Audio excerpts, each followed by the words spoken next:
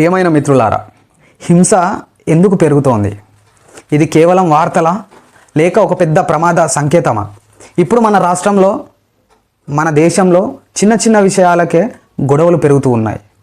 Social మీడియాలో ద్వేషపూరిత పోస్టులు, కులం పేరుతో దాడులు, మతం పేరుతో రగడలు, రాజకీయాల కోసం ప్రజలను విభజించడం మనకు ఇది సాధారణం అనిపించవచ్చు.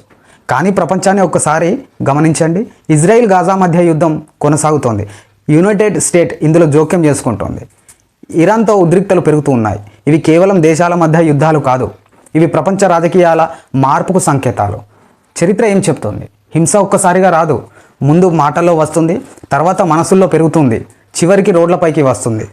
హింస ఎందుకు పెరుగుతుంది అంటే, ఆర్థిక అసమానత పెరిగితే, నిరుద్యోగం పెరిగితే, ప్రజల అసంతృప్తి పెరిగితే, రాజకీయ నాయకులు భావోద్వేగాలను రెచ్చగొడితే, సోషల్ మీడియా ద్వేషాన్ని పెంచితే సమాజం నెమ్మదిగా విభజన వైపు వెళ్తుంది.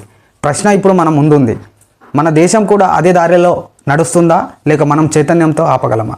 హింస పెరగడం అంటే సమాజంలో భయం పెరిగిందని ఆ సంకేతం.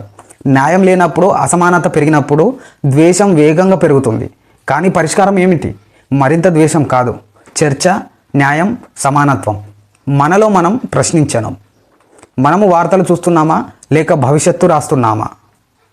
ఈ అంశంపై మీరు కామెంట్ చేయండి. మరో అంశంతో మళ్ళీ కలుద్దాం.